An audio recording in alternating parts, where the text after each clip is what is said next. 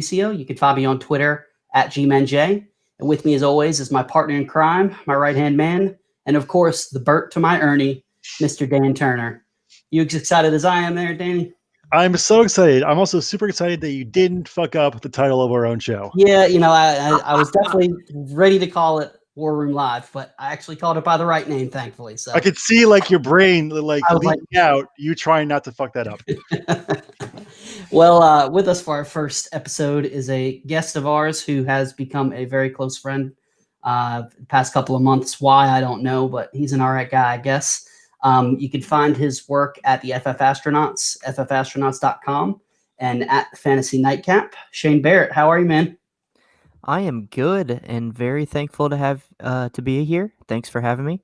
And like Jay said, you can find me at FF Astronauts, either on their Twitter or their website, ffastronauts.com. And then my podcast is at Fantasy Nightcap. That is under the FF Astronauts umbrella for podcasts. So if you subscribe to them, you will get me and my co-host Fox. Nice. And so how often you guys do the podcast? For the off season, we're going to do bi-weekly. So our first episode came out last week. Fox was out of town, so it was me and our good buddy Nick Sarnelli. We did a 2-round rookie mock.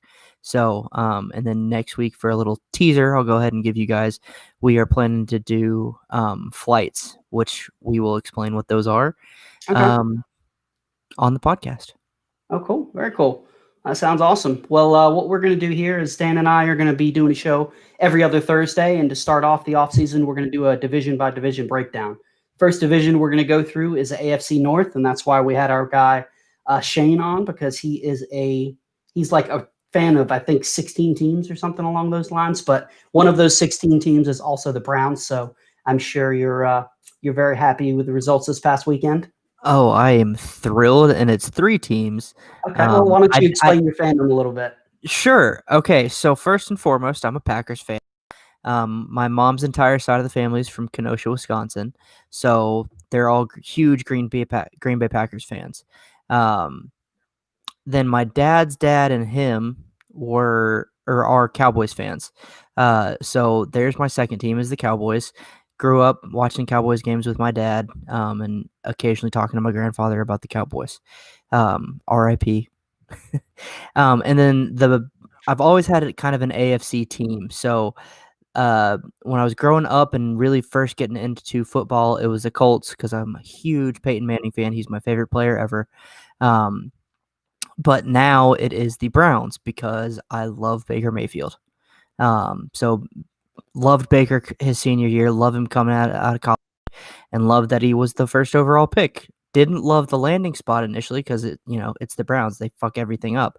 But I was very pleased with the way that last week went. Oh, I'm sure. Absolutely. You think they can pull off the impossible this weekend? Man, I don't know. I really don't. It's going to be tough. If they can maintain some time of possession and run the ball, it's potentially possible. And I think they've got the right kind of chemistry or team of destiny, if you will, like that underdog team that you don't expect to see come out of the playoffs. But I don't know. We'll see. At Jeff Bell, absolutely not. I hate Josh Allen. How do you hate Josh Allen? I just don't think he's good at real football.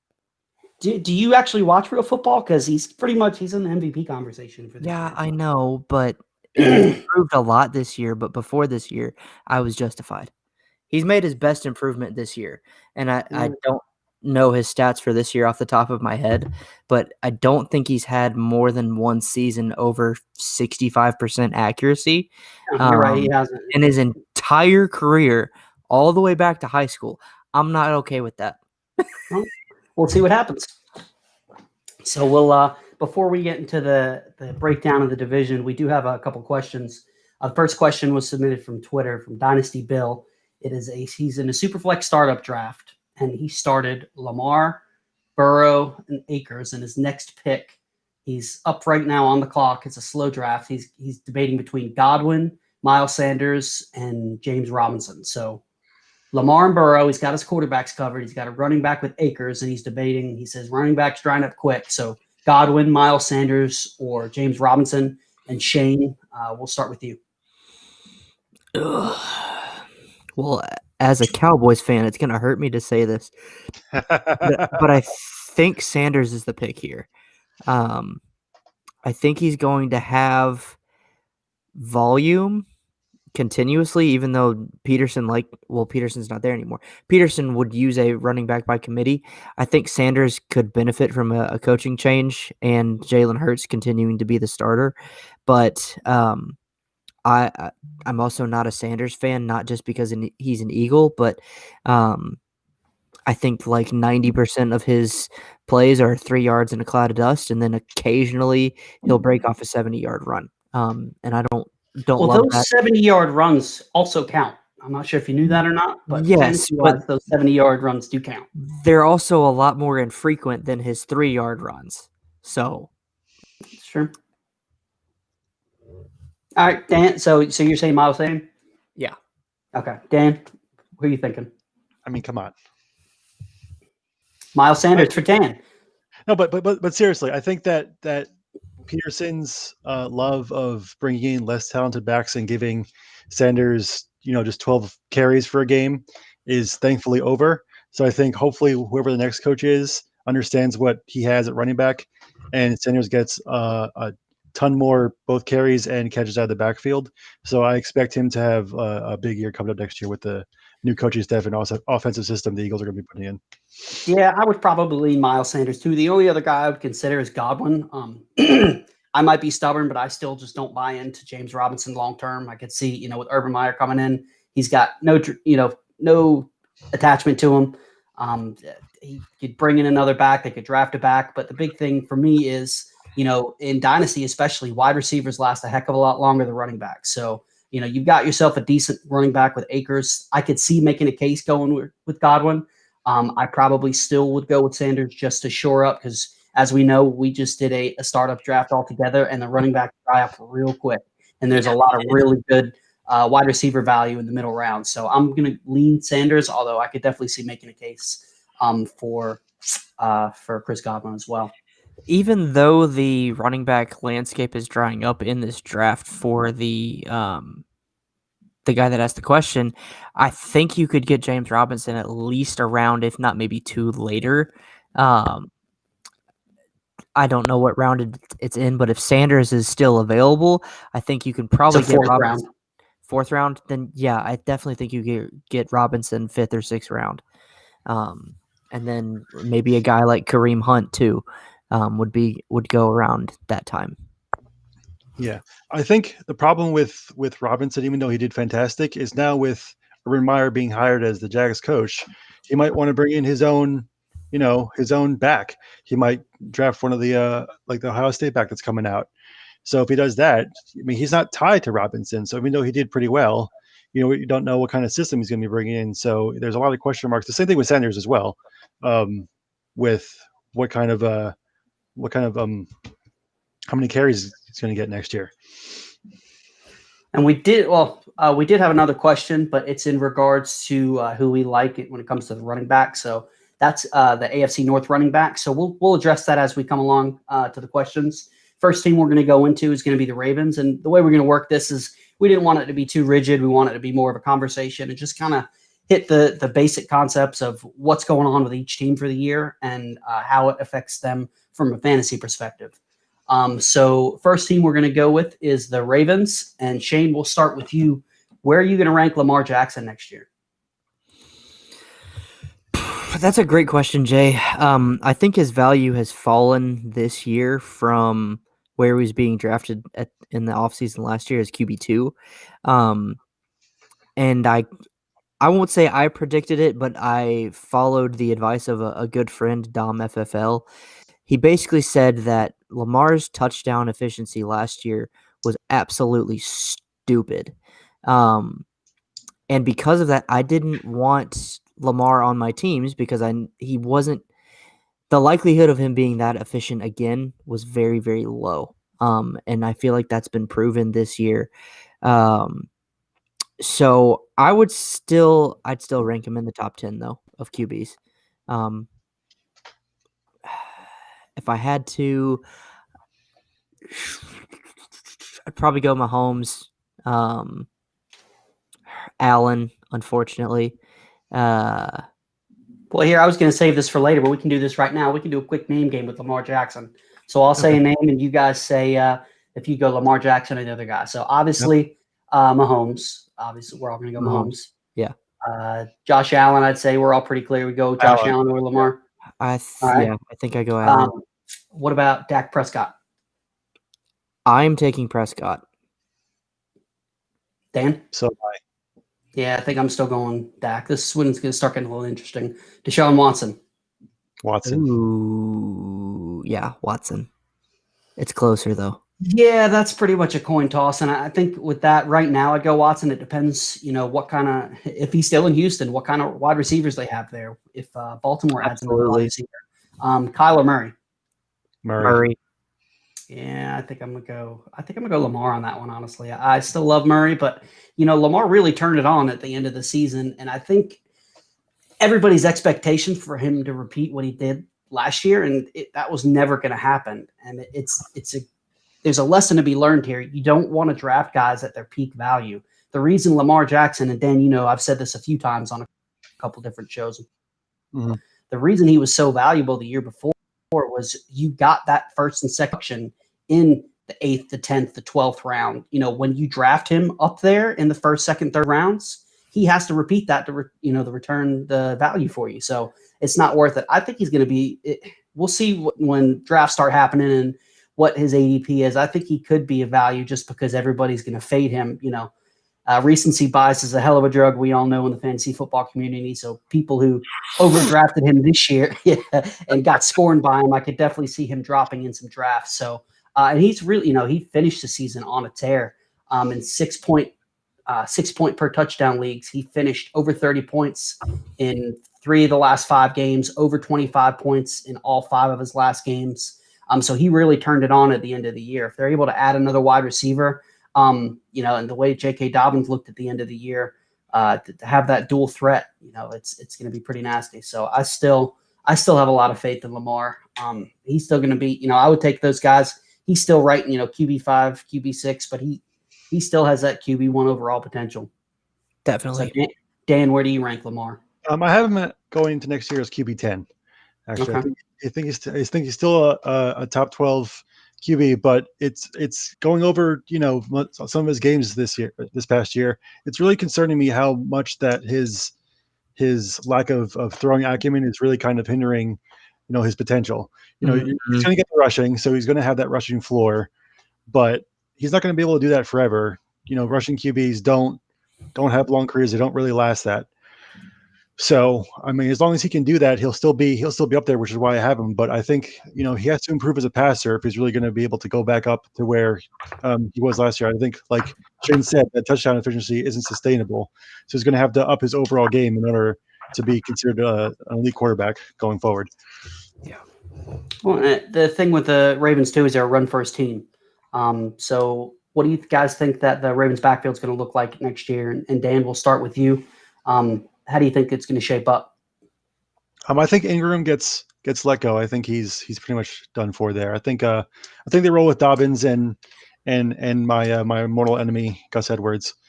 I think that's enough of a running back tandem where you can get by during the season. They're both still pretty young. Edwards doesn't have that much tread on his tires, so I think going to next year they don't need to spend any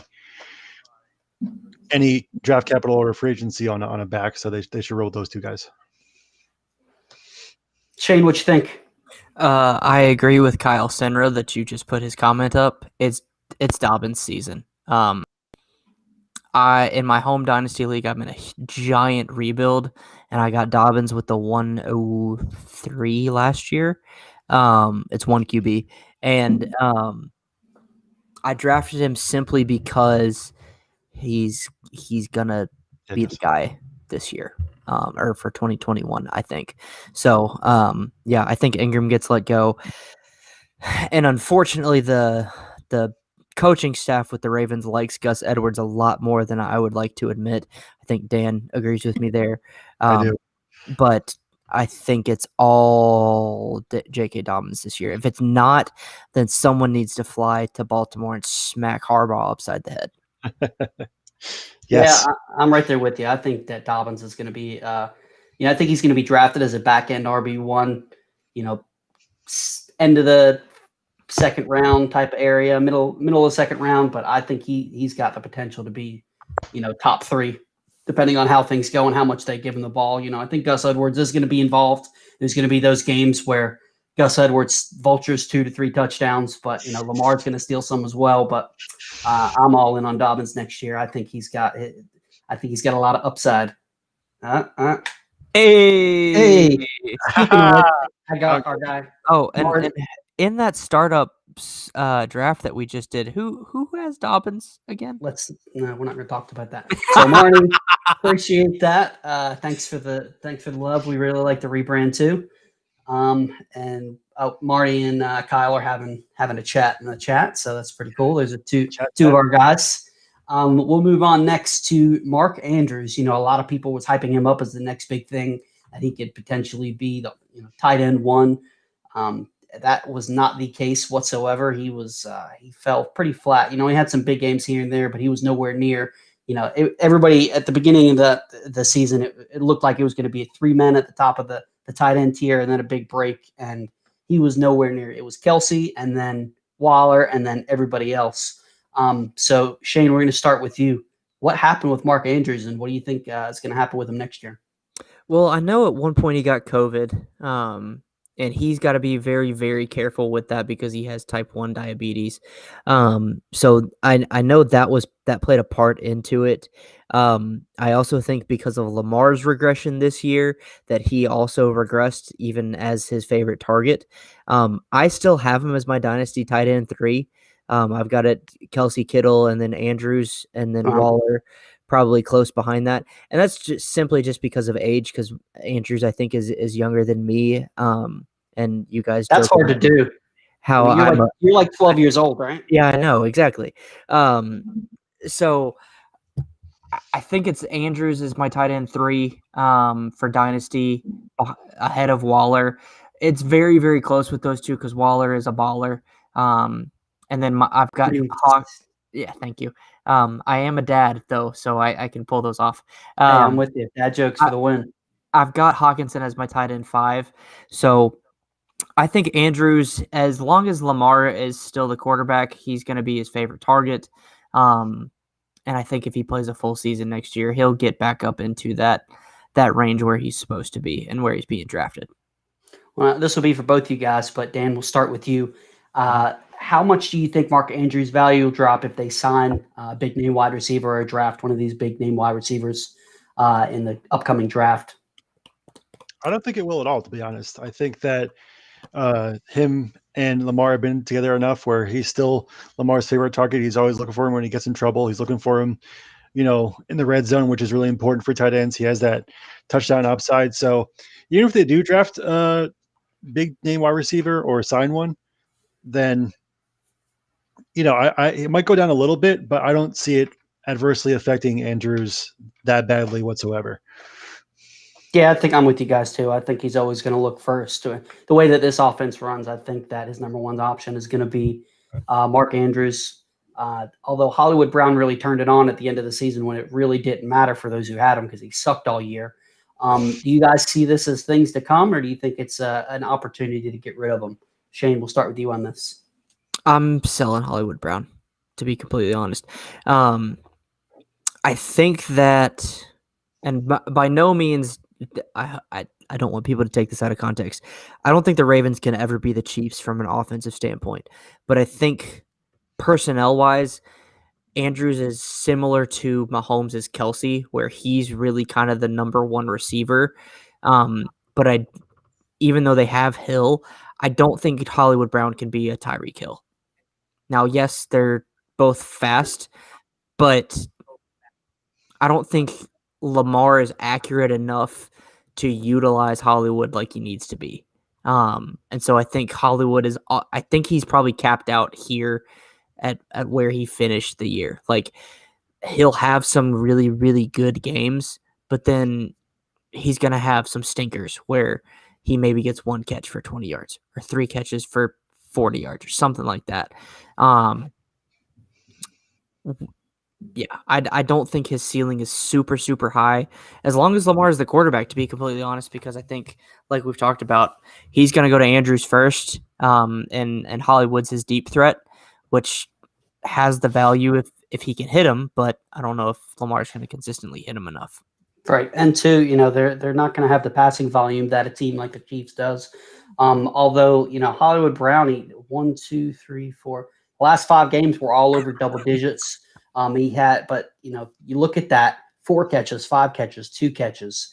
He had 1, 2, 3, 4, 6 touchdowns in the last 6 games. That's unsustainable. So I'm with you. I like Hollywood Brown, but you know, if somebody thinks that was the breakout, take what you can get for him. Dan, what do you think?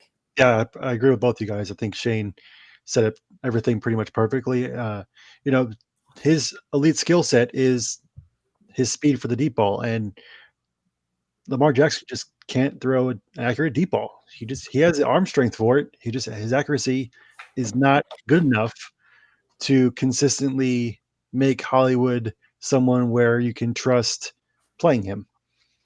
So I think that if Hollywood can go somewhere with a quarterback that can have a much better deep accuracy, he can really he'll break out there. But as long as he's on the Ravens with Lamar, I just don't see him going anywhere near a top receiver in fantasy. Yeah. So is there? That's pretty much wrapped up the Ravens. You guys have anything else you want to add? No, I don't think so. I think we're going to cover a couple of the other players I want to talk about later on. We'll roll on to the Steelers, who everybody was the Steelers thought that they were going to go make a deep run, but obviously that didn't happen. I've never seen a team that started 11-0 just fall apart like this. It was unbelievable. I know you're very happy, Mr. So the Steelers aren't one of your favorite 16 teams? No. Okay, just want it's hard to tell with you sometimes. But we'll go. Like Garoppolo. We will go with probably the most pressing question on what is going to shape this offense next year. Do you guys think that Big Ben retires? And Dan, we'll start with you on that. I think so. I think that he made the playoffs. He went in 11-0. He was pretty much all set for them to go pretty far in the playoffs, and they didn't. They didn't play well. You saw at the end of the Cleveland game that Ben was just sitting on the bench like with a 1,000-yard stare, and it just seemed like he was like that was it for him. Like it seemed like that was like his last hurrah. Now he might come back, but I don't see him returning to Pittsburgh, especially if Juju leaves. Then and Connor, so they're like kind of leaning towards a rebuild almost. So I don't know if he will want to stick around for that. Your thoughts? Yeah, no, I'd be shocked if he stayed. I think they had 2 or 3 coaches this week retire as well, or just say that they weren't coming back to the Steelers this year. So I think it may be kind of a change in the guard for the Steelers. So I'm kind of hoping that we know that's Justin because Marco wouldn't say such slander. So speaking of which, Marco is going to be on with us next week. So maybe if you were a little nicer, Justin, maybe we would have you on too. But Marco is going to be with us, in 2 weeks. But go ahead, Shane. No, you're good. So I think it's a changing of the guard. I think from a real football standpoint, I hope it's Mason Rudolph taking over. Just because I don't think it will be. Even though he looked good against the Browns, I think he's shown what he is. I think he's a decent backup that can come in for a game. I think they'll be looking for he's a douchebag, but that's beside the point. But I think so. Are you? And we let you. Touche. I think Juju's gone. I think Connor, if they're smart they either bring Connor back cheap or they don't bring him back at all. And I think that kind of put the writing on the wall for Ben to retire or go somewhere else. The only thing that makes me think that Ben might come back is he's due to make a lot of money. Like I think his base salary is $4 million, is a 12 point year, $15 million roster bonus. That's a lot of money to do something that you love. If he does come back, I'm not touching him with a 10-foot pole. There's no way I would have him in my fantasy team. You know, maybe a back super late because he's still going to have those big games, especially even if I think Juju's gone too, but with Deontay Johnson and Claypool, he'll have some good games. But I'm not investing any kind of serious draft capital in him. So if he does come back, you guys going to draft him next year? No. No. I didn't draft him this year. Yeah, there's no reason to. There's much more. Superflex. Nope. If I'm desperate, maybe, but otherwise, nah. Yeah, no, I'm not planning on it. Well, so we touched on. You guys think Juju comes back, and if you don't, who do you think he might go play with? Dan, we'll start with you on this one. I do not think he comes back. Actually, I think he leaves. As for landing spot, I mean that's tough. I mean, there's a couple places where he could be like a solid addition, including Baltimore. I think that Baltimore would be a decent spot for him, getting that like that possession receiver role. But maybe the Jets as well. So I think that he'll go to probably another AFC team, but he's definitely not staying, I don't think. Yeah, I totally agree. I think that, yeah, I actually agree with Jeff. That just commented on the show. I think the Packers is a good spot for him. Potentially, I think there's other spots too. That's a robot. It's a robot. Oh, okay. I think the Packers are a good spot. I think Houston could be a good spot. The 49ers. But Miami. Golly, I personally I think it would depends love what that. they do. I think it depends what they do with the pick, if they take Smith or not. If they take who? Oh, Devontae? Yeah, Devontae. Yeah, got it. Yeah. Yeah, no, I think Miami's a potential spot, but Packers, 49ers. Yeah, I was going to say the Packers, but they're really under the cap or over the cap for next year already. So I mean, it'll be tough. Really like to give Aaron Rodgers the finger. Exactly. So I was considering them, like that would be the perfect spot for him, obviously from a fantasy perspective. But I don't know if they can afford him. Yeah, I'd love to see him in Baltimore I have Lamar Jackson.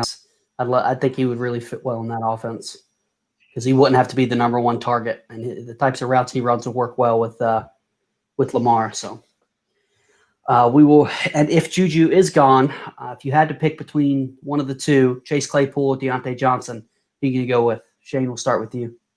Oh, this is such a cop-out answer for me, but both. I love them both. Yes, that is a cop-out answer. If I had to pick, I'm going with my Notre Dame bias and picking Claypool. Okay. But I think both options are great. Claypool is a extremely versatile weapon, especially at his size and speed, that you can use him in so many different ways. And you saw him. I mean, I think he had 2 rushing touchdowns this year. But I think it's Claypool. But Deontay is not a bad option either. He's a much better route runner. And if Ben is there, he seemed to target him when Juju is out. And even when Juju's not out, Deontay gets the targets. So I really think both is a good option. I want Claypool just because I'm a Notre Dame guy, and I think that's the kind of receiver I like. Someone who's you're big, fast, and physical. Oh, no doubt. But someone who's big, fast, and physical, and can get in the end zone in multiple different ways.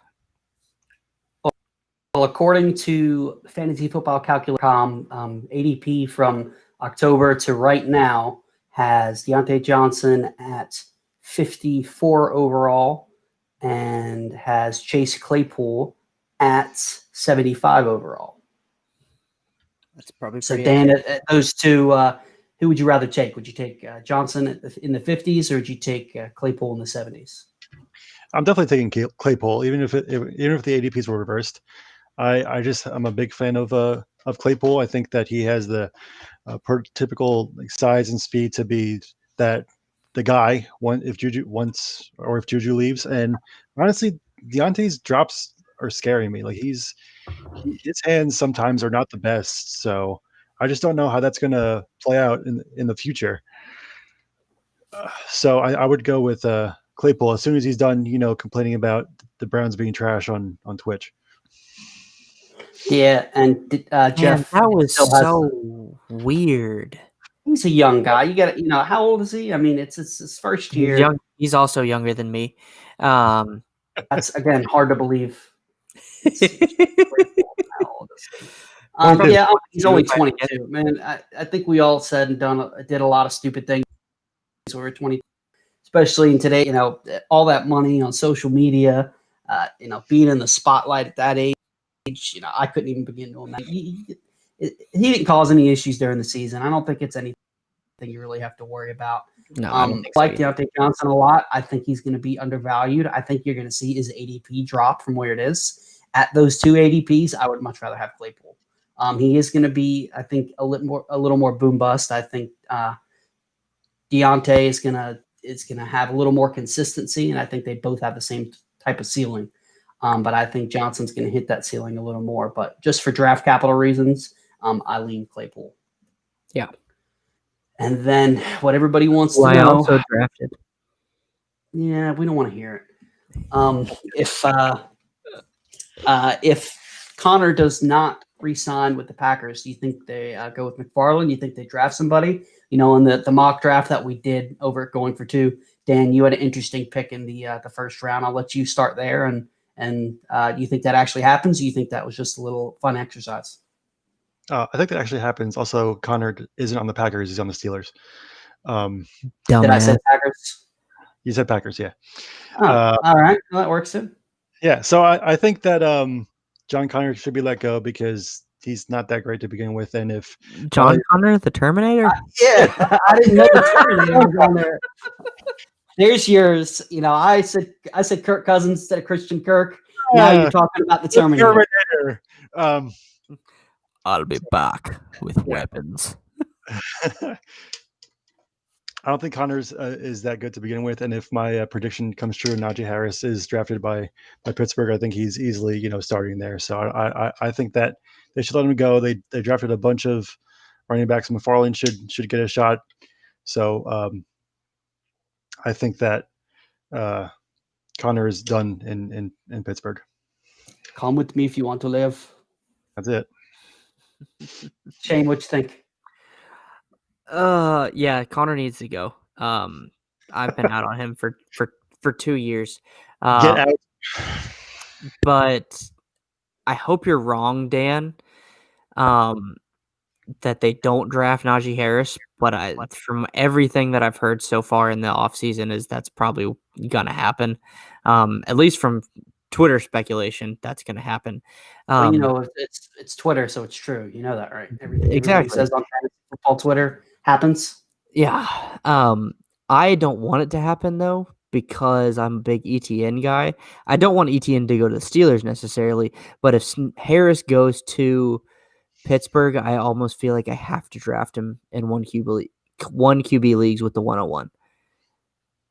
And I kind of want ETN if I can get him. So that's kind of my thoughts. They need to draft a running back first and foremost. 100%. Yeah, I think they will. And that's pretty much it for the Steelers. Anything else you guys want to add when it comes to the Steelers and from a fantasy perspective? It's James, not John. James. You sure? Yes. Proud of you. He also plays for the Steelers and not the Packers. Yes. Hey, That's the kind of analysis you're going to get here, folks. We're just going to mix Wrong. it up. Roll Tide. Ketos. Don't That's ever it. say that on the show again. Don't just for that. Hold on. Sorry. Oh, come on, man. You can't just get rid of. Okay. All right. We don't allow that here. No, I actually don't really care. We're going to roll on to the next team. We're going to go to the Bengals. And unfortunately, he was having a good rookie season, and then that just horrific injury that he got. I take it that's right. You're an LSU guy, right? No, I'm an Auburn guy, but that I love That's Burrow. And that one just hurts, especially with how he was playing, and just the potential that he has. I hate to see that. How do you think it affects him next year? Will you be drafting him anywhere? So strictly redraft. Dynasty, you're still looking on it, but from a redraft perspective, would you touch Joe Burrow? I would take him as a backup, and I know that probably sounds crazy. I'm just concerned because from what I've seen, he might not even play next year because of when the injury occurred and how severe it was. So I would take him as my QB3, potentially in Superflex, or my QB2 in one QB, but I would make sure that I've got some kind of backup plan to that just because of the potential of him not playing. But for Dynasty, got our guy JL on the chat with us. yeah, I'm taking whatever value I can get on him, but he is somebody that I still want. Dan, what are your thoughts? Yeah, I agree. I think that him tearing pretty much everything up in that leg was a shame because he was I had him in a bunch of leagues and he was doing great. So to see that happen was horrible. I think that in the future of the franchise long term sense, he probably shouldn't play until he's fully healthy next year. That there's no real reason to rush him back. But if he does come back, I'll probably spend like the last pick of the round, or if he's on track to come back, I might throw some fab at him if he's coming back. But otherwise, I'm not gonna touch him. Yeah, I was wondering what Jeff was trying to say. There was a little bit of chopped up English in there. So yeah, he said you probably have to draft you with the starter. I have a Dynasty IDP team. My 3 quarterbacks: Baker Mayfield, Dak Prescott, and Joe Burrow. Oh man. Yeah. Speaking of which, I'm in an IDP league with Dan. And Dan, can you tell me who won that league this year by any chance? I don't know. I wasn't paying attention. Who's your co-host? Shane. All right. Congrats, Shane. Good job.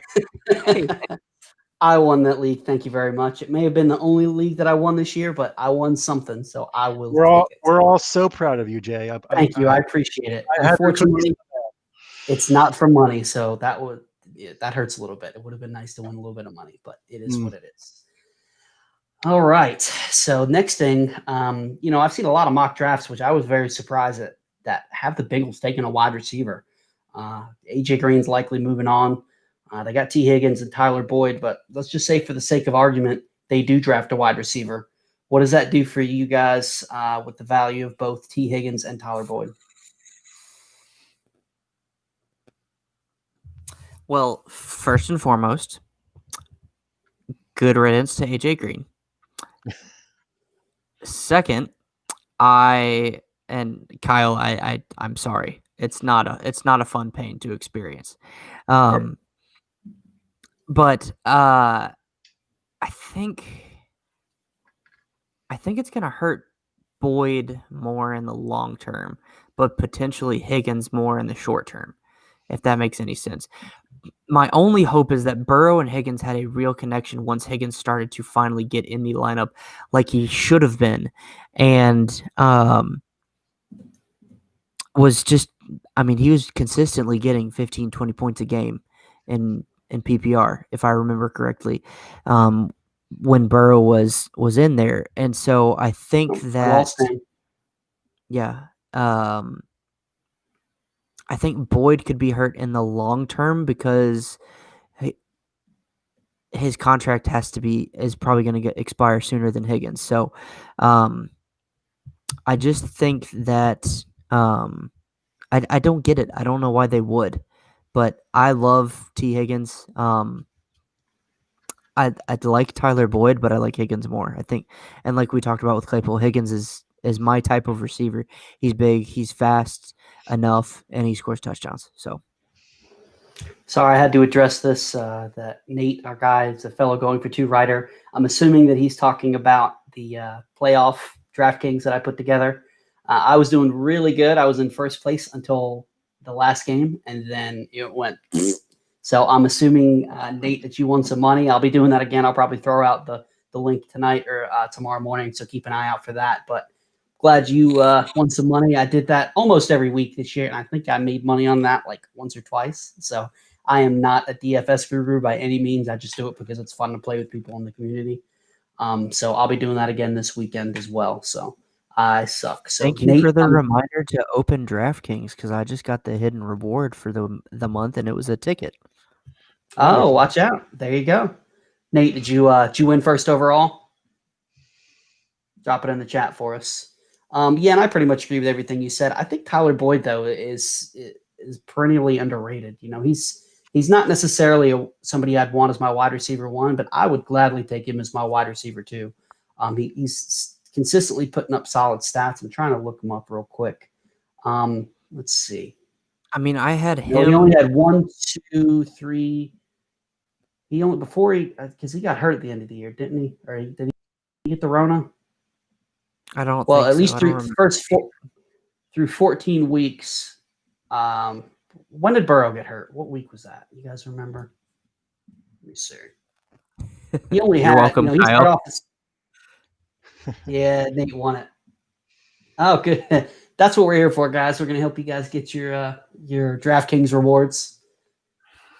He started off the season hot, in the first, 14 weeks. He only had 1, 2, 3, 4 weeks. So 10 out of the first 4 games, he had over double-digit points.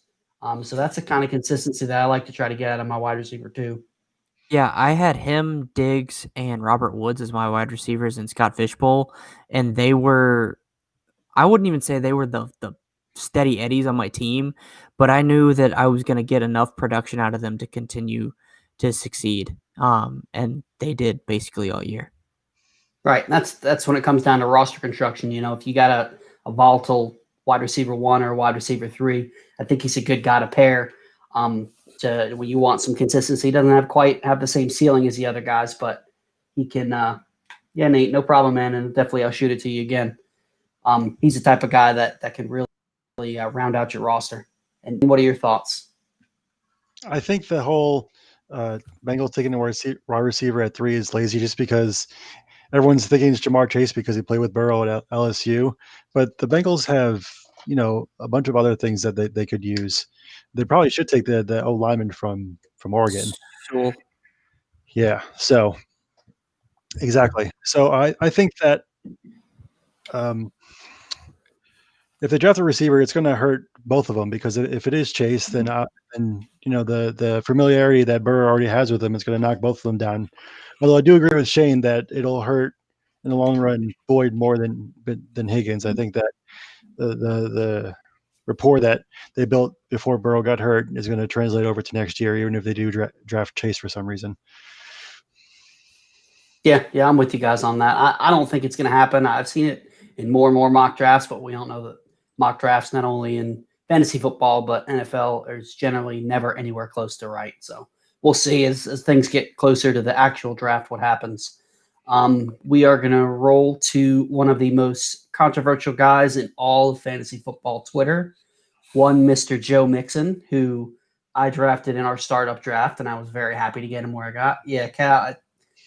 Shane, you got some coffee? Do you have a Keurig or something? You all right? I do. It's downstairs. I need a beer, and I've got 2 kids under 2, so. Well, sorry. You should have prepared a little better. You should have had a cooler or something beside you. And you drank those too quick? I finished one and brought one back up with me, so sorry. Maybe we actually don't need you to have any more beers. But back to Joe Mixon. Roll Tide. You know, it's he's somebody who you're either for Joe Mixon or you're against him. And people just get into ridiculous arguments on Twitter. What a surprise about Joe Mixon. So, Dan, we'll start with you on this.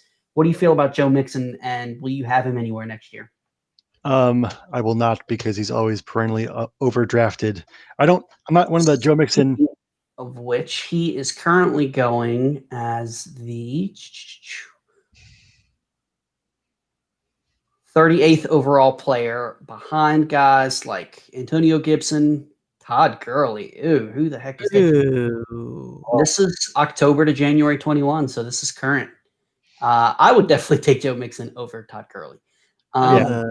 James, so he's ahead of James Robinson, ahead of Austin Eckler, ahead of Cam Akers, James Conner, Mostert, David Montgomery.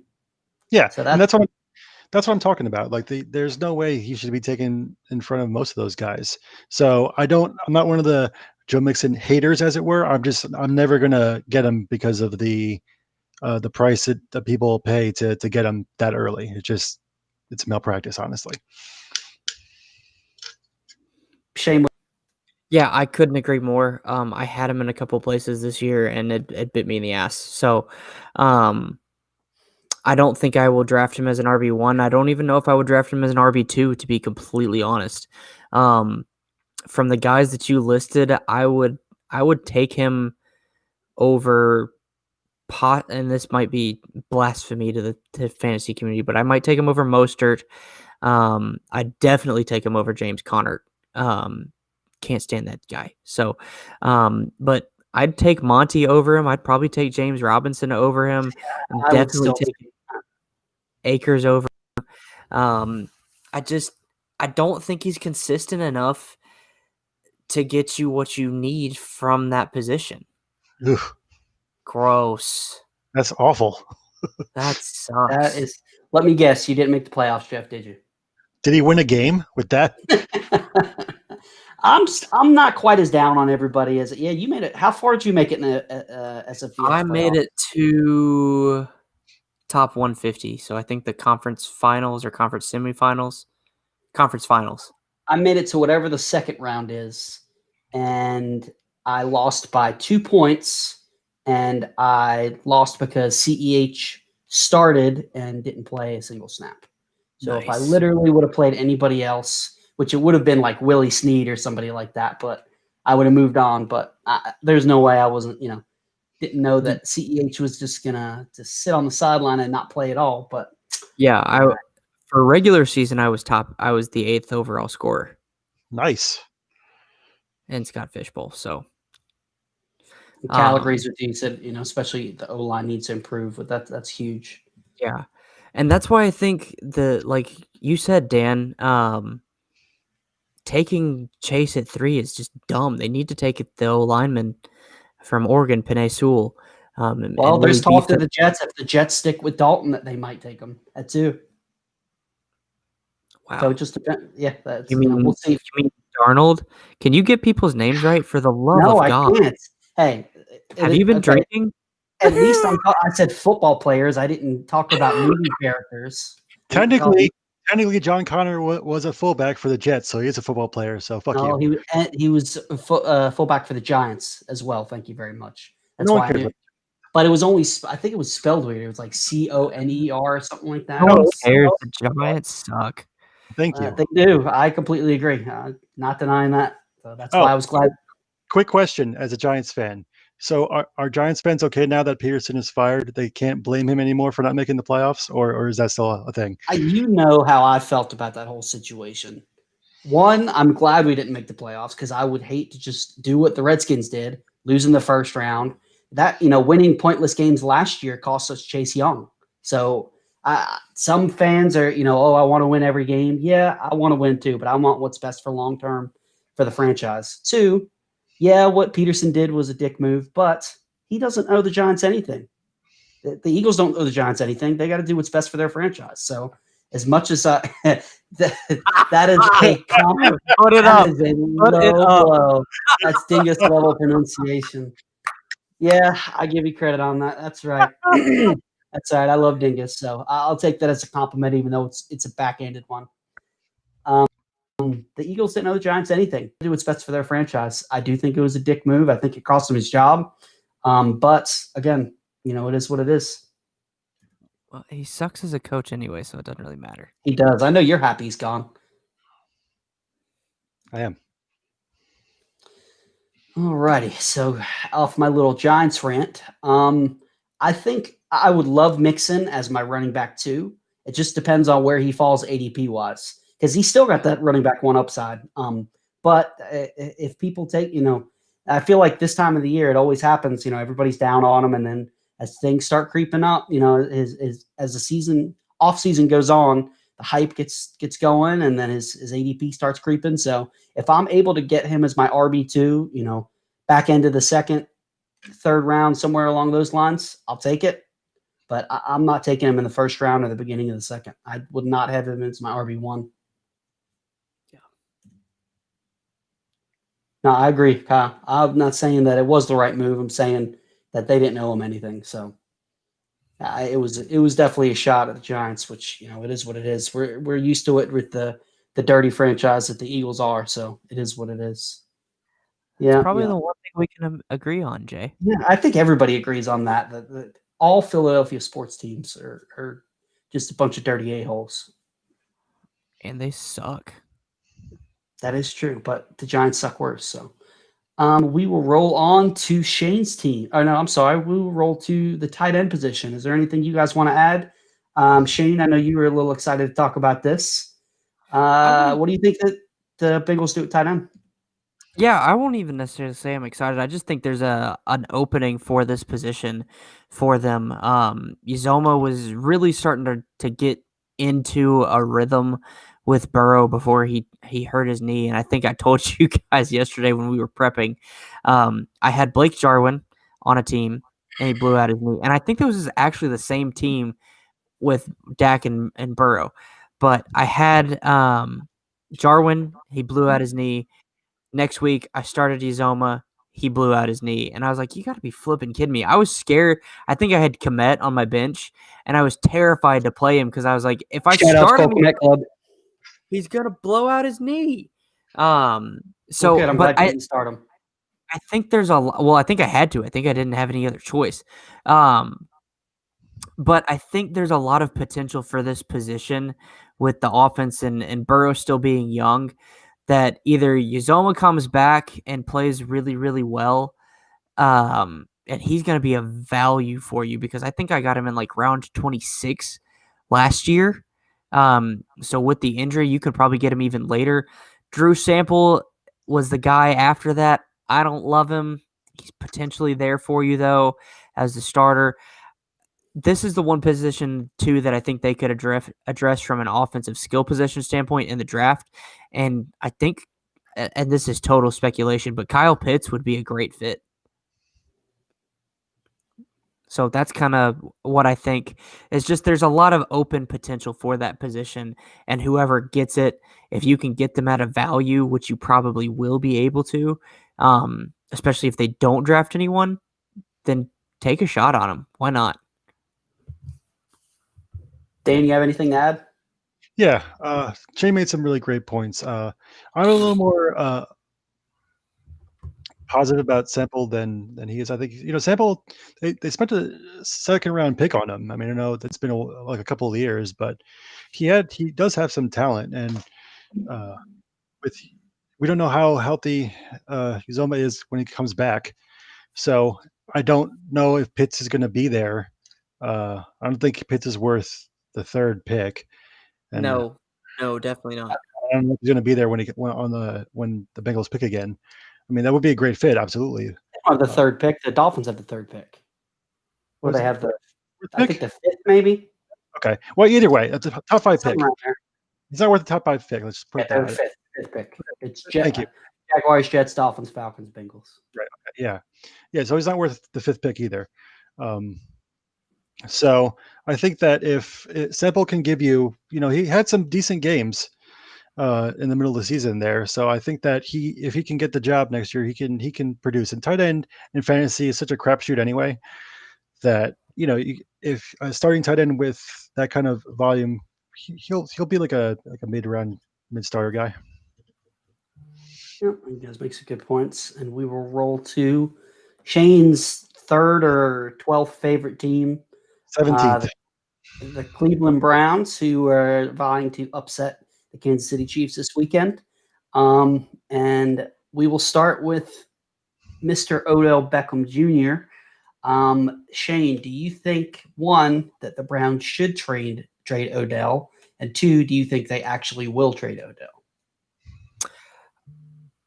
For those of you that know me, this is going to shock you. Yes, I think they should trade him. So Odell is probably one of my favorite players.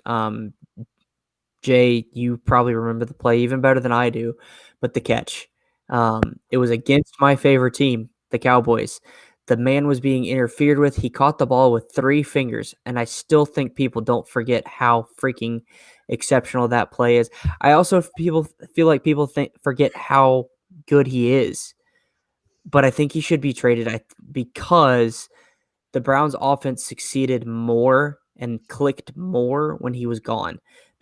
And I think it's because they didn't feel like they had to force in the ball, which I hate that because he's so – yeah, exactly, Nathan Robert. Baker plays so much better without Odell, and I hate that because they're my 2 favorite players. I wish that they played better together. You know what it really reminds me of is in 2007, Jeremy Shockey went down with injury that Eli played. And same thing, I love Jeremy Shockey. He was a loudmouth. He was annoying. I actually met him once in person, and he was just as much of a dickhead.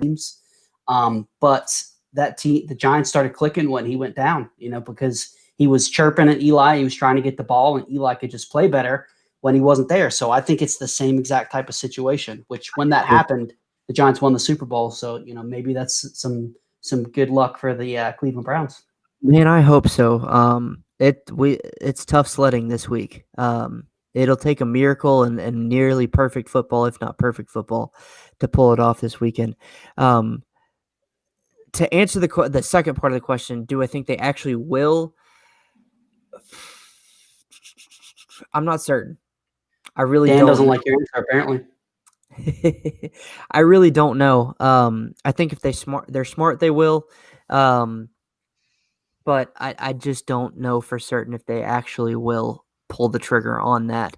I think I had it in the show sheet of some potential landing spots, and we've already talked about it. I'd love to see him go to the Packers, honestly. Because with that, yeah, you think his personality could click with Rodgers, though? Well, here's why I think it could. Rodgers isn't going to put up with shit. And then 2, they have Devontae. So they've already got a number 1 guy there who's not being usurped by anybody, I don't think. And Devontae, I love Devontae Adams. That dude is the freaking truth. He's a baller. But so I think somewhere like that where you've got a clear-cut quarterback who is like, I'm the guy, you could do whatever the hell you want, but it's my team. And my concern with the Packers would probably be LaFleur. I think somewhere with a structured quarterback or a experienced quarterback and experienced coach would be perfect for Odell. And I think the Packers pretty much fit that mold because, yeah, they don't have the as experienced coach in LaFleur, but like I said, they've got that number 1 receiver in Devontae who he's not giving that up because he's too damn good. So I think that would be a great fit for him. Houston might be a good fit, honestly, as well, because they have that quarterback. Yeah. Jeff agrees with me with the Texans. Tampa, from what I just described, fits Cal. But they've got Godwin and Evans. They don't need another one, in my opinion. Real quick, I got to give a shout out to my guy, Typhoon. Happy 2021 to you, my friend. He's a good friend of Jeff's. He's become a good friend of mine.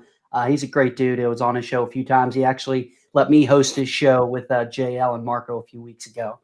He's nice. A great guy. Follow him on Twitter if you're not already. And Jeff saying what's up to him as well. I just don't know. I agree. I think they should. I just don't know if it's going to happen.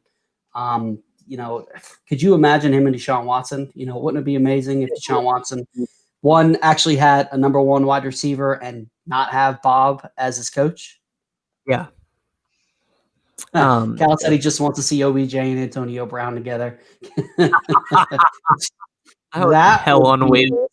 Yeah, but you throw him on that wide receiver core. If they re-sign Brown, put those four with Tom Brady. Nate I don't think it Roberts happens. It's fun to think about. OBJ to New England. It would depend on what they do with quarterback. If they stay with Stidham at quarterback, which is what I want to see. I want to see Stidham get a shot. I don't think that's a good fit. Do you really? He's just not good at all. I'm an Auburn guy. Is he from Auburn? I don't follow college football that much. So. He transferred from Baylor to Auburn. Okay. I just don't think he got a fair shot this offseason. And I think that offense probably isn't easy to learn. So I just want to see Stidham get a fair shot at a starter, even if it's understand why they signed Cam. Like they should have just went Stidham the whole year, see if they got something. Either the whole thing like with Tua, they suck, they lose, and they know they don't have the guy, or they're good and they know they have the guy. So 100% agree with you there. Eric said some men just want to watch the world burn. I do think, just from a strictly personnel-wise, if any, I could see Bill Belichick whooping OBJ into shape. That's what he does with guys like that, the problem childs. He's the one that could keep Tom Brady and Gronk, keep all those personalities together and keep them in the Patriot way, which apparently means going to a massage parlor, but we won't go there. Dan, do you have anything else to add when it comes to OBJ? That massage parlor. No, I think he does. I think he should and does get traded.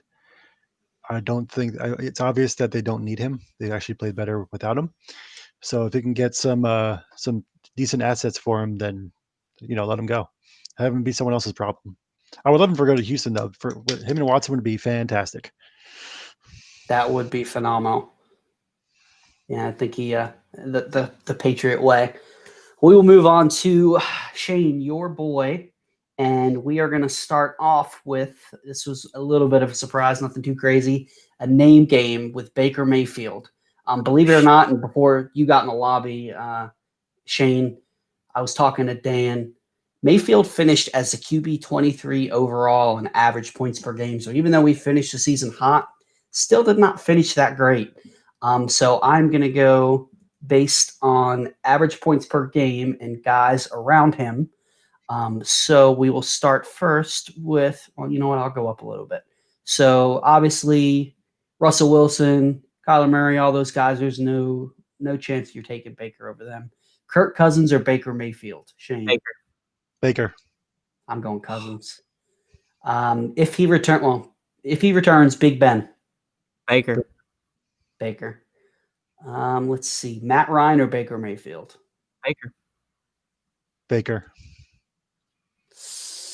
I am so much of a homer that I might answer Baker on all of these. Shane, Patrick Mahomes or Baker Mayfield? Mahomes. But here's what I want to say about what the stat that you brought up in the beginning. He may have finished his QB 23 on average points per game. I think for total points, he finished his QB 16.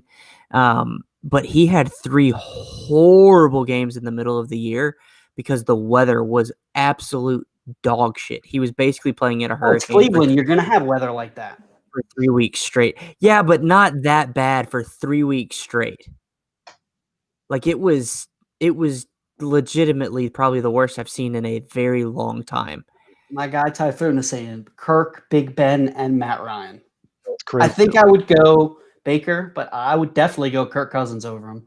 And I would think long and hard about Matt Ryan. I think I like the weapons in Atlanta better, although he hasn't had that great of a season.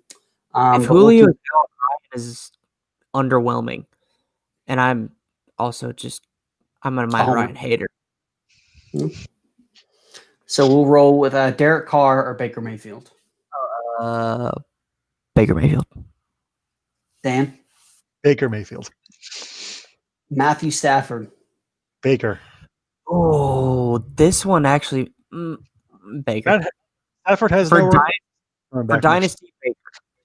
No, we're just talking just next year, not dynasty, just next year redraft. Who would you rather have as your quarterback on your fantasy? Baker Mayfield. And let's say that Galladay comes back, but Marvin Jones is gone. Baker. Dan? Baker. I'm gonna disagree with you guys. I'm gonna go Stafford. Here's a good one. If he's the starter next year, Carson Wentz or Baker Mayfield. That was more a question for Dan because we all know how Shane's going to answer that question. Baker Mayfield. What was that, Dan? Baker Mayfield. I'm still a believer in Wentz. Are you? I still am. He's my quarterback. Are you on I crack? still believe in him. I think it's really going to depend on who's the coach and what they do with that offense. It was obvious that Peterson just did not want Wentz to succeed. There was just something with him. I got him super late in our startup super flexed.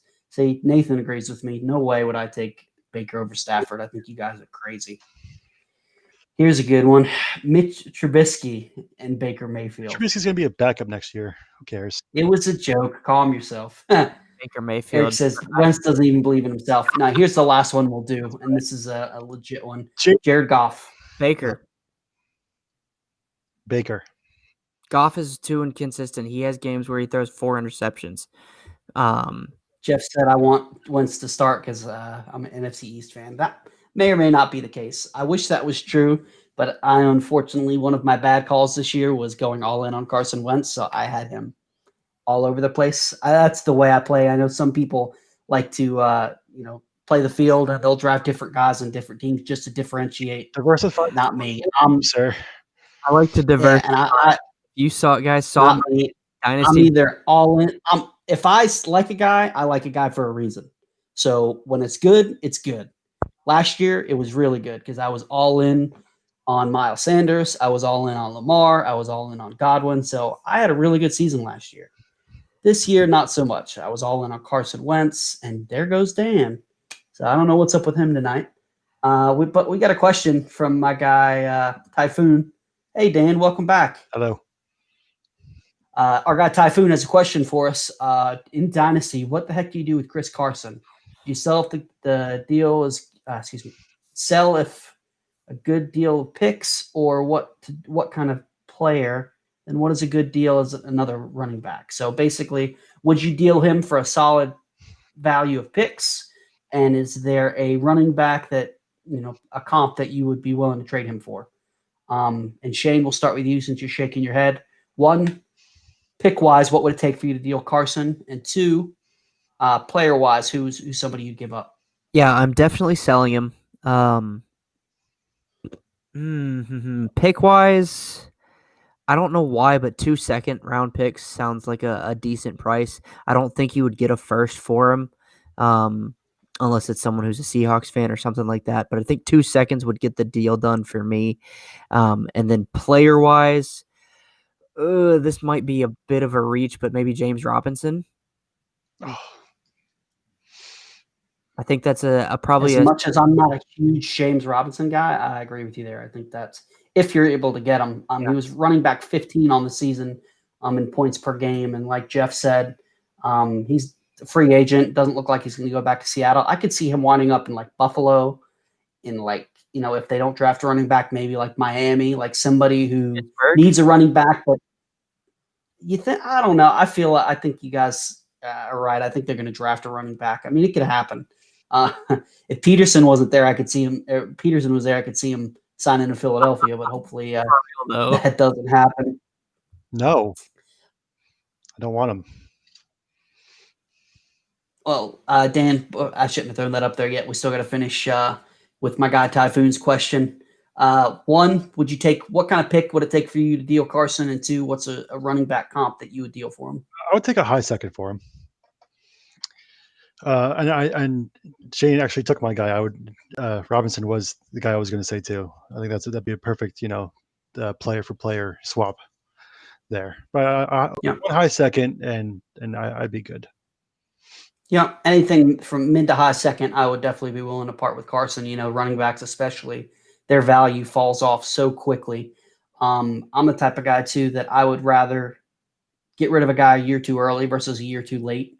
You could easily see Carson going somewhere, signing a contract, and just falling flat on his face and losing all value whatsoever. Should have already So for me, well, it was hard. He started so hot this year, and then he got hurt.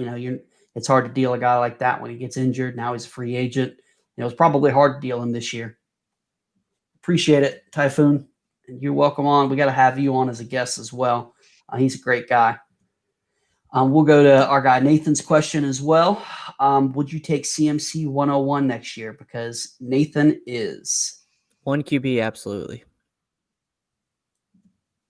Yeah, I would. I'm not. I feel like he's got the talent, but I think that they prove that they could rotate running backs in and still have production. Mike Davis played really well. I think that he's not built to last in the NFL with the type of touches that he's got over the past few years. I think that I don't think he's gonna be able to put up the stats that he has the past couple of years. I think he is one of the best running backs. I don't think he's going to be worth that 101 spot. I think they're going to pull back on his workload a little bit. I'd take Barkley over him. Alvin Kamara, Dalvin Cook, Derrick Henry, depending on where Aaron Jones. Well, probably that's about it. That's probably somewhere. Taking him because, shockingly, he's younger than I am. So even though he's been given a hell of a workload in his 3 years in the NFL, I'm not worried about it. I think he's still got plenty of time to get even more tread on those tires. Let me ask you this. How many years have you been playing fantasy football? 15. Okay, so you were in there with the LaDainian Tomlinson era. I think I might have just missed it. See, this is really reminding me of LaDainian Tomlinson because I had him in a keeper league where I basically had him his whole career. And LaDainian Tomlinson, for those of you who have not been playing long enough, he is, in my opinion, the best fantasy running back of all time. He was a monster. He was a guaranteed 25 points every single week. And he went from that to falling flat on his face. He was still young. But just the tread on the tires just wore down because they ran him into the ground so much. So for me, like I was talking about, I'm the type of player I go out a year too early versus a year too late, and he's getting to that point where I'm a little scared taking him that high. If I can get him at 2, 3, 4, I'd probably take him. But just me personally, I couldn't take him at the 101. I would take him, but I think next year is the last year I would feel comfortable taking him at the 101. Yes, sir. Gary knows. League winner LT.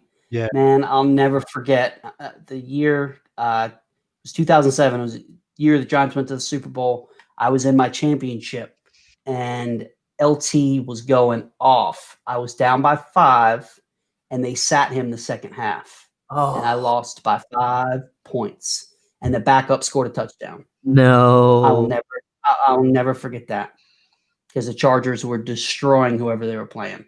So to say, 14 years later, that still sticks with me. I can remember standing at my parents' house, staring at the TV, just praying that they put him in for a touchdown, and it didn't happen. But LT was just a monster, man. There was nothing like him. But let's see, where are we at with that? Speaking of running backs, where are you guys going to draft Chubb and Hunt next year? I feel like Chubb really every year just doesn't get the love that he deserves, man. I think he's the best pure runner when it comes to running backs in the NFL. And when he's in there, even with Hunt, he's still putting up numbers. There was a while there where he was the leading rush per attempts with old Miles Sanders, rushing yards per attempt. I think he's a rock solid RB1, and I would gladly take him in the back end of the first round. What do you guys? Sam, start with you. Agree with you. Oh, sorry, it's all good. 100%. I'm taking him if I have the number 6 pick. I am okay with taking him there. Wow. Yep. It's just the value he returns is incredible. You know, you keep letting him fall down to the back half of the first round, and he keeps putting up top half of the first round value. So, next year when if I get that high pick, I'm going to take him and enjoy that first round value for myself. He's the type of guy I would like to pair with Mixon. If you could pull it off, Chubb is your one, Mixon is your two. If Mixon finally, puts it all together and has a solid season, that could be a lethal 1-2 combo. I could see that happen in the back end. If you're in the 11 spot, the 12 spot, you could get him back on the turn. Shane, what about you with Chubb? I've seen him go in the late end of the first, early second. I'm taking him there. You should, Dan. I love taking him at 106. Like honestly, like you said, he's going to give you that value in return. I got him in Scott Fishbowl in the second round this year. Crazy. So right now his ADP is a 2, 4, 6, 7th, 8th running back off the board behind Aaron Jones, Ezekiel Elliott, and Chris Carson, and right ahead of Josh Jacobs. Chris Carson? What? Get the fuck out of here. Pardon my French, but that's ridiculous. According to Fantasy Football Calculator, and this is recent, so it's between October 19th, 2020 and January 14th, 2021. So this is recent data. This isn't from the beginning of last season. So I'd put him number 5. I'd say McCaffrey. Well, excuse me, 6 with Barkley back. So McCaffrey, Henry, Kamara, Cook, Barkley, then Chubb for me. Mm-hmm. And honestly, with besides the Kamaras and the Henrys, I could, like you said, Dan, I could see him 5 or 6. I'm a big Chubb believer. Yeah. And Kareem Hunt. Ooh, wow. Kareem Hunt's ADP is ridiculous. It is what I say. He was 8. Kareem Hunt's going 10 ahead of Antonio Gibson, ahead of Miles Sanders, ahead of Jonathan Taylor, Joe Mixon. Same thing like we talk about with Lamar. Hunt was great this year because he was such a good value based on his ADP. Everybody thought that he wasn't going to be able to do anything. It was going to be one or the other. Both of these guys fell because everybody thought that they were going to eat each other's workload. And yeah, they did, but they ran the ball so much it didn't matter. They both were great. And Hunt, everybody really well. What's that? Kareem was used in the passing game really, really well. Yep. And Chubb can catch the ball too, even though they didn't use him a lot. When they did, they put him out in the flat, and he caught the ball. He looked pretty decent. He had like a 60-yard catch this week, didn't he, against the Steelers? I don't think it was 60 yards, but it was a hell of a screenplay and a hell of a play call. I freaking loved it. They called a screen, Pittsburgh blitzed, and he ran it in for a touchdown. I'm pretty sure it was flipping awesome. Yeah, it was big time, and he can do it as well. So I'm, it depends on where Kareem Hunt's ADP lands. I think he's a solid RB2 / absolutely amazing flex if you could get him a RB3. So I'm not taking him that high. I'm not taking him as an RB1. I'm sorry. There's a bunch of guys I would much rather have. Take him as an RB1, but not to toot my own horn again. But I had Kamara, I had Chubb, and I had Hunt in Scott Fishbowl. And those 3 were honestly my Mr. Consistencies. They were my floor. Like they How's were bragging camp going, by the way? Flipping great. Go ahead. But yeah, they were my floor. They scored 15, 20 points a game with the 3 of them. But I'm not taking Kareem Hunt, like you said. I'm not taking Hunt as an RB1. Take him as an RB2 or a flex, which should probably, for me, I'm taking him round 4, 5, or 6. Dan, what's your thoughts on Hunt? I'm a big Hunt guy. This coming season, I would actually take Hunt over Mixon, to be 100% honest. Oof, I wouldn't do that, but I can see the argument. I think that with the byproduct of OBJ leaving was that Kareem got a bunch more receiving work, in that offense. So if we're all saying he's gone, then that work should continue. So I don't think he's worth a first because he's still, Chubb is still there, but I'm perfectly okay taking him in the back half of the second round. Oh, that's a little high for me, but hey, It's early for my take. a lot of it depends on what happens. Like you said, we're still very early in the offseason, so things could change, and we'll touch back on it later on in the season. Let's say that OBJ is gone. Any secondary pieces in this offense that you guys like? Shane, we'll start with you since this is your team. One of your 12. Shut the hell up. Yeah, I really like Donovan Peoples-Jones if OBJ is gone. Me too. And I love that stud. call. I loved the draft pick because I felt like DPJ's problem in college was Jim Harbaugh and Shea Patterson couldn't throw the ball to save his life. But I think Donovan Peoples-Jones has shown he can freaking ball out in this offense as a tertiary option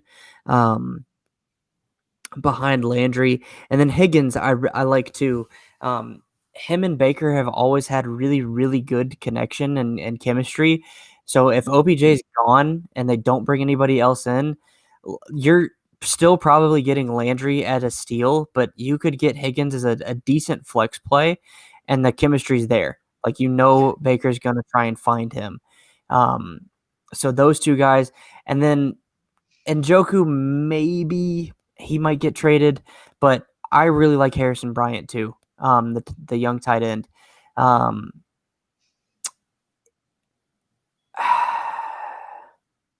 problem is Hooper, but Hooper was so inconsistent this year. That's another something that I don't understand.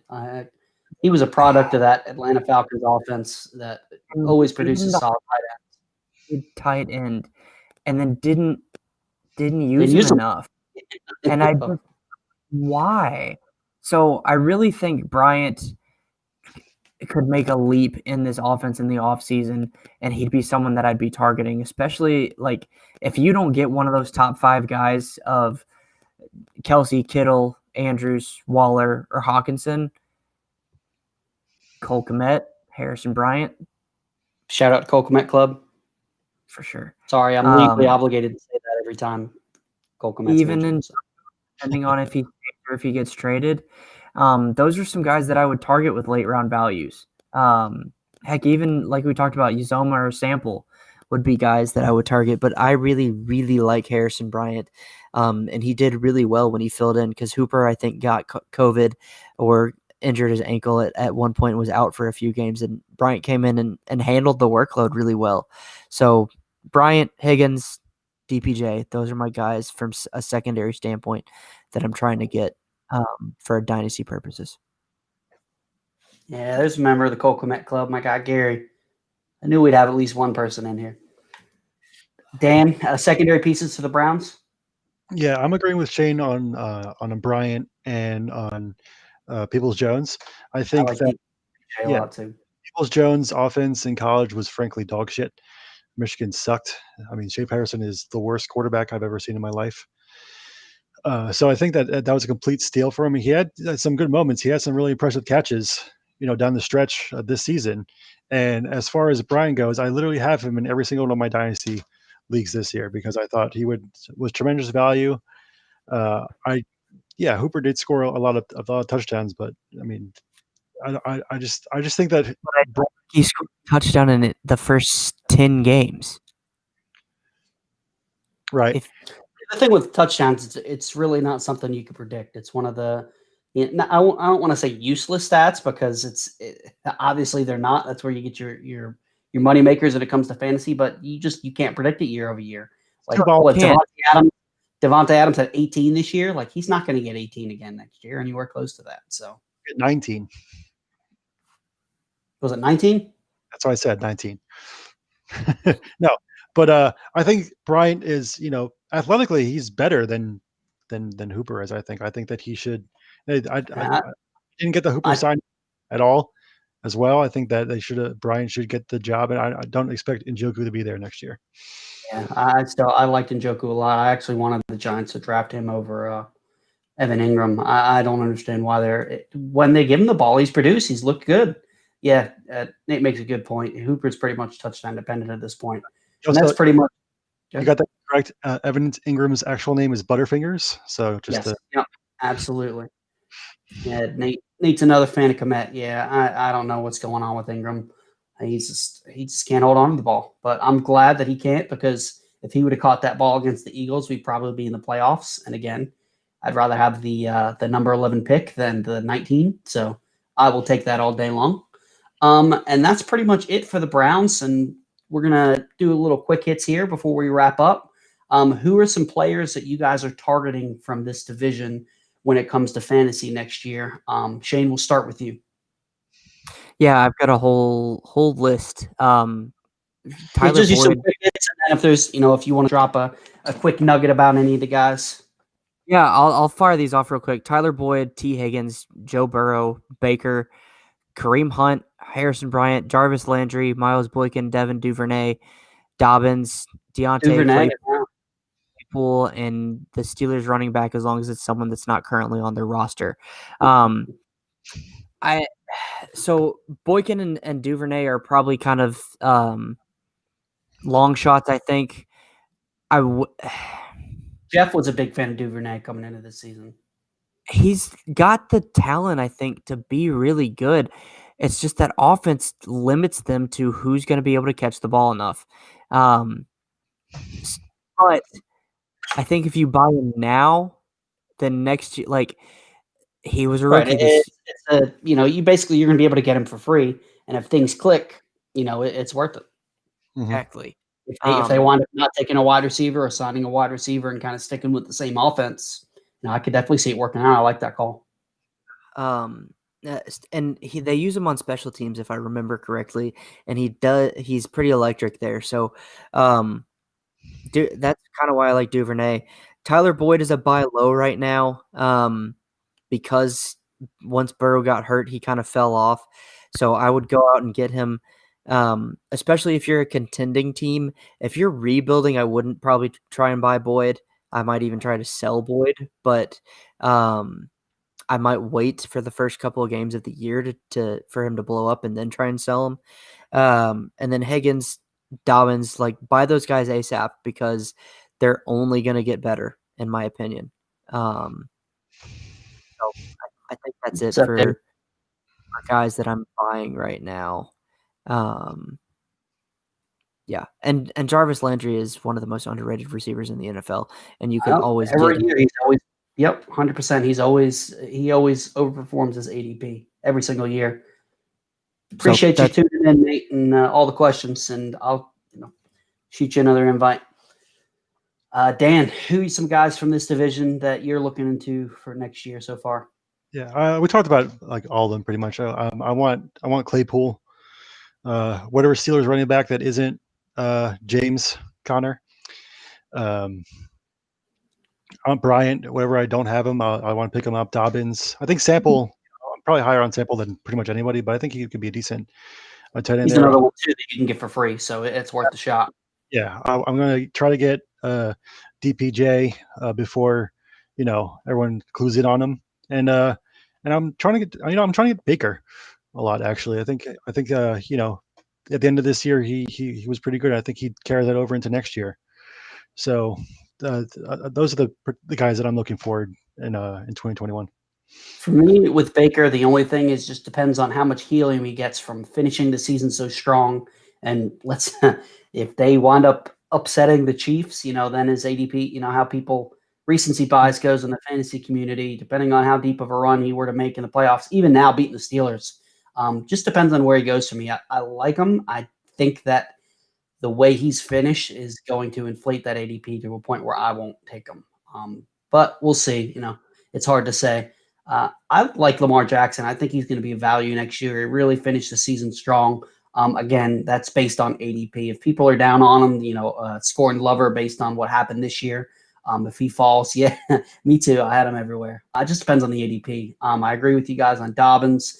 I really like Deontay Johnson. I think people are reading too much into the drops. I think he's going to wind up being a value next year. Landry always is. Chubb.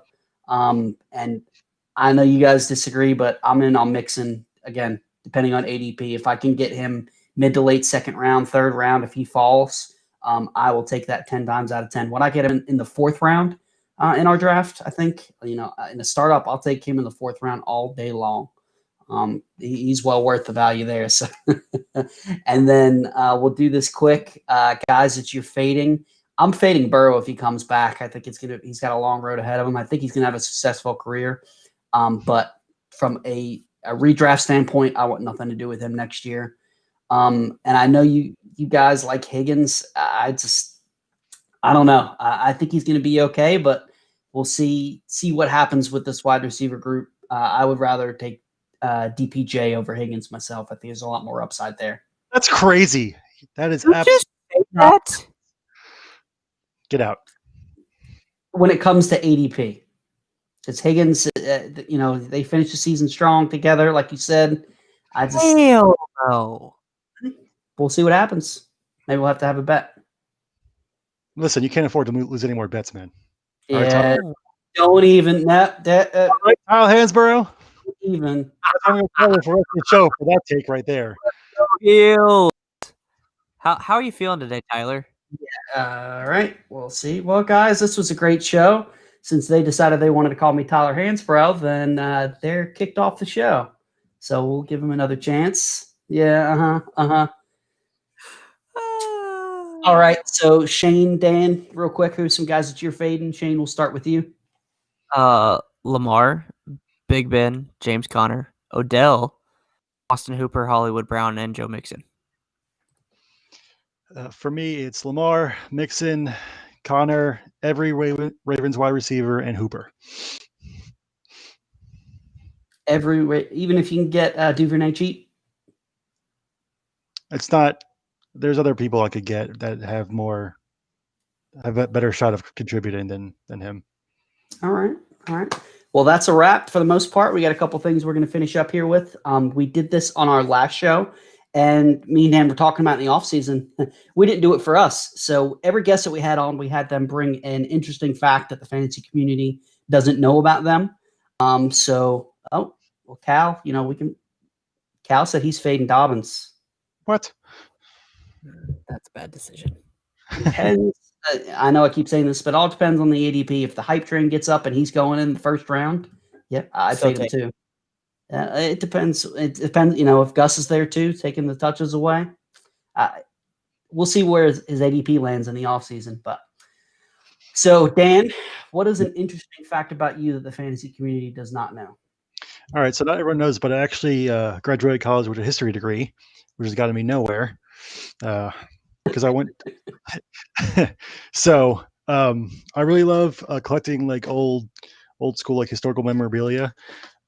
So I actually have in my possession an old Confederate state dollar from 1861 from the Civil War. That's it's cool. a $1,000 note. It has Jefferson Davis on it. What kind of monetary value would that be right now? I'm not sure. I haven't checked in a little while. It actually is pretty popular, but the problem is there's a lot of counterfeit items of that sort. Okay. So I mean, if you have a verified real one, though, it's a lot of money. I'll never sell it though, because right. It's so awesome. I have it like preserved in like some really good plastic. It's tucked away somewhere. So I thought that'd be pretty interesting. Cool. Yeah. Well, Shane, we'll roll with you next. What is an interesting fact that the fantasy community doesn't know about you? Yeah, I think this is actually pretty interesting with what Dan just shared, but my grandfather, that was a Dallas Cowboys fan, actually helped arrest Lee Harvey Oswald in Dallas. Wow. That is awesome. He took the gun out of his hand. Now, my dad has speculated that because it was known that he had a broken nose, that my grandfather may or may not have punched him in the nose and the gun popped up and he grabbed it. My grandfather always told the story. That's pretty cool. I like that. I like the way that sounds. My grandfather always told the story that the gun just kind of popped up in the middle of the air and he grabbed it. But he was the one that took the gun out of Lee Harvey Oswald's hand. my other one that I put on the show sheet isn't really a fact. It's more of a talent. But for any of you South Park fans, I can do a impressive Cartman imitation. So would you guys like to hear that? Absolutely. You can't see you do an impression and not do it on the show. Of course we want to hear it. What the heck, Hal? That is, let's really get good. one more. Something else. Is that your only line that you got? Ow, that hurt. That is pretty good. I agree to you. That's awesome. Yeah. Anybody else? Now give us some fantasy advice as Cartman. Give us something. Draft Baker Mayfield, you motherfuckers. There you go. That's really good. I'll give you credit. That's good. That is good. So very nice. I will go. Mine isn't quite as interesting as your guys, but I am the long relative of Dr. Seuss. Interesting. He is. Yeah. Hal. Yeah, yeah. There's nice, but yeah. So apparently, my grandfather's last name is Geisel, and Dr. Seuss's real name is Theodore Geisel. Was looking it up. I think I was doing like a book report or something on him in school and saw the last name. I called my grandfather up. I said, there's some way that we're related to him, and apparently my grandfather is his great nephew. So it's way down the line, but. Sure enough, I'm related to Dr. Seuss, so I guess that's why I'm so goofy. So That explains why you're such a clown. yeah, I was waiting for that. Yeah. So yeah, that would be nice if we had a little bit of that Dr. Seuss money, but unfortunately, that's not the case. So that's gonna be it for our first show. Shane, nobody else I'd rather have as our first guest. I really appreciate you coming on, even if you do have 12 favorite teams. Stop lying. You tried to kick him off the show before it even started. I'm not gonna let. So next in 2 weeks, we're going to move on. We're going to go from the AFC North to the NFC North. We're going to have our guy Marco, who is a Bears fan, on from 14 Personnel. And he also writes with Going for Two. Shane, why don't you tell everybody again where they can find you, where they can find your work? Yeah, so you guys can follow me at FFShaneB on Twitter. I am a writer and podcaster for the Fantasy Football Astronauts, which you can find on Twitter at FF_astronauts. Our website is ffastronauts.com. I am part of the social media team too. So I'll be sharing from my account and their account to hopefully boost everyone on the team. And then my podcast under their umbrella is the Fantasy Nightcap, which you can follow at Fantasy Nightcap with my co-host at CarpenFox_FF. Thanks for having me, guys. Yeah, absolutely. We'll definitely have to have you on again in the future. Dan, why don't you tell everybody where they can find you? All right. You can find me on Twitter at EagleDanFF. I am currently the Dynasty lead writer for Going for Two. But we're going to have some really exciting content coming out soon now that football season is winding down. So stay tuned for that. I'm obviously the co-host of this wonderful podcast. And you're doing some work with 14 Personnel as well, right? You can do some spots. Yes. I did. Yes, I am serving as a plug your work for you too.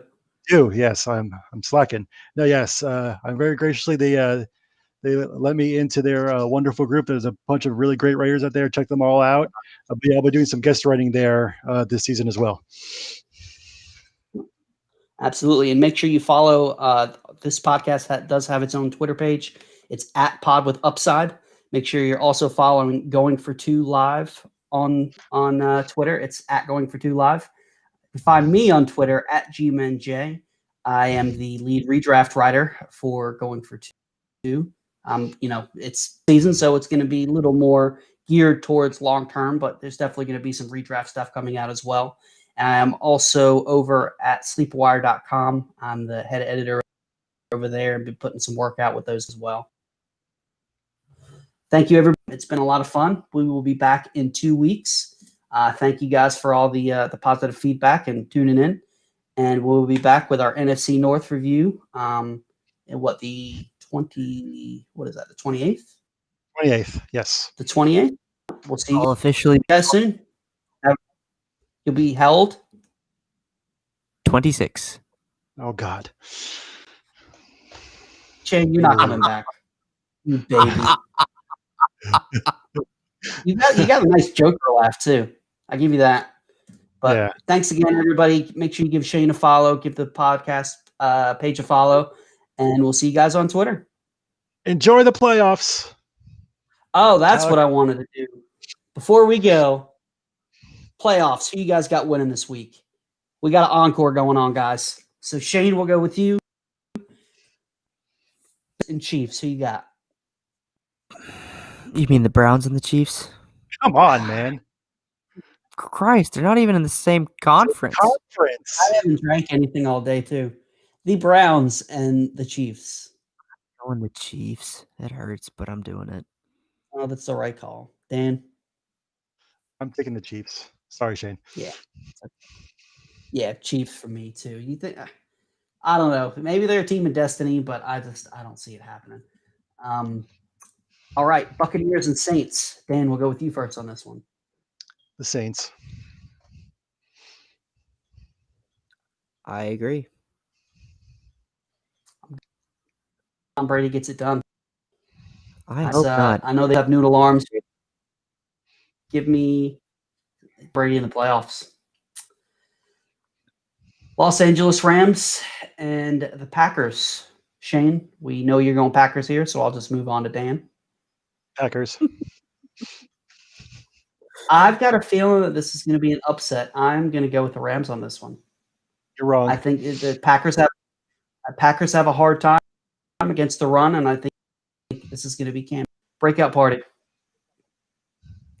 And that's my my bold prediction of the week. And then the last Because one, they Baltimore. Jared Goff. I didn't say Jared Goff. I said Cam Akers. So with that being said, Baltimore Ravens, Buffalo Bills. Who's The going to the Bills. AFC Championship? Bills Mafia. Shane. I think this is going to be the best game of the weekend. I completely agree. You know, I'm going to go the Ravens and support fellow Hoover High School alumni Marlon Humphrey. You are probably the most homer. I guess you're a homer of everybody if you got your 12 favorite teams. So What the hell up? I went to high school with Marlon Humphrey. He was literally a grade below me. That's pretty cool. that is pretty awesome. You didn't tell us that. So, I'm but yeah, sticking with- I think it's 2021. It's just an extension of 2020. It's going to be a Bills and Browns Super Bowl.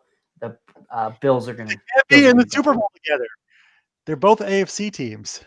I am sorry, guys. My kids have kept me up. I can't do it. We're done. Thank you, everyone, for coming. Go to bed.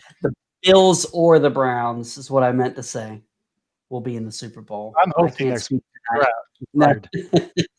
Again, this will wrap it up for us. For real, I wanted to go over the playoff matchups before we round it. See, Kyle agrees with me. You want to hit him with it one more time, Shane? With the Cartman? What the hell, Kyle? There you go. I love it. Again, even though I had a little flubs, it was a lot of fun tonight, and we're back in 2 weeks. Appreciate It's the Kyle does Tyler not and like Dan, you, Shane. Tyler and Dan episode. It's not Jay. It's Tyler and Dan. Well, that is going to be it for Dan. Let's tune in. We got no game that we have to go after, so we got all the time we want. Fuck so you. we will be back in 2 weeks with Mark going over the NFC North. Thanks, guys, and we will talk to you guys in 2 weeks.